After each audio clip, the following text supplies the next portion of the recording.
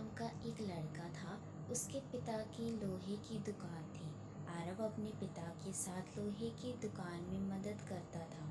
एक दिन उसने अपने पिता से पूछा कि पिताजी, इस दुनिया में मनुष्य की कीमत क्या होती है? अपने छोटे से बच्चे के इस सवाल से पिताजी हैरान रह गए। वो सोचने लगे कि आखिर इस बालक को ऐसा सवाल क्यों हुआ। पिताजी ने अपने बेटे को कहा कि बेटा, किसी भी मनुष्य की कीमत को आंकना बहुत ही मुश्किल होता है, क्योंकि उसकी कीमत अनमोल होती है। बेटे ने पूछा, वह कैसे पिताजी?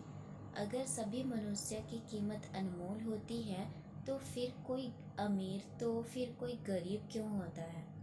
किसी को कम रिस्पेक्ट मिलती है तो किसी को ज़्यादा क्यों मिलती है?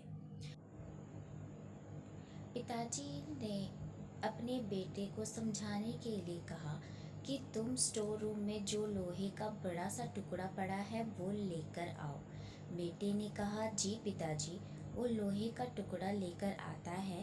पिताजी उससे पूछते हैं कि बताओ, इस लोहे के टुकड़े की क्या कीमत होगी? आरव बताता है कि 500 रुपये। पिताजी अब उससे पूछते हैं कि अगर मैं इस टुकड़े के छोटे छोटे कील बना दूं तो फिर उसकी कीमत क्या होगी?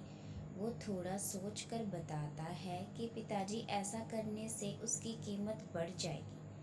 तब तो ये और भी महंगा बिकेगा, लगभग 1500 रुपयों में।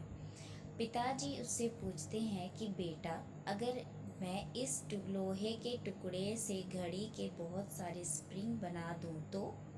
आरव कहता है कि पापा, फिर तो इससे भी ज़्यादा पैसे मिलेंगे।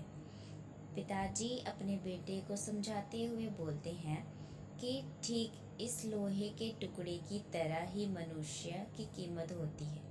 मनुष्य की कीमत भी इसमें नहीं होती है कि अभी वो क्या है, बल्कि इसमें होती है कि वो अपने आप को क्या बना सकता है।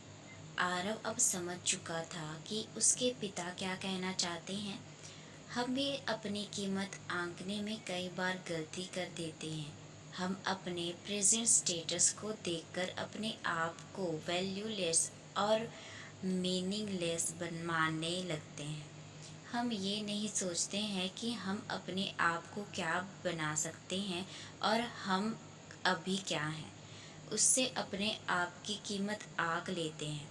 हमें हमेशा अपने आप को इम्प्रूव करते रहने चाहिए और अपनी सही कीमत प्राप्त करने की दिशा में आगे बढ़ते रहना चाहिए। अगर आपको हमारी स्टोरी अच्छी लगी हो तो अपने फ्रेंड्स के साथ शेयर कीजिए और कमेंट में बताएं कि कैसी लगी आपको ये स्टोरी। अगली कहानी किस टॉपिक पर चाहिए ज़रूर बताएं और साथ ही लाइक और सब्सक्राइब करना ना भूलें। Thanks for watching.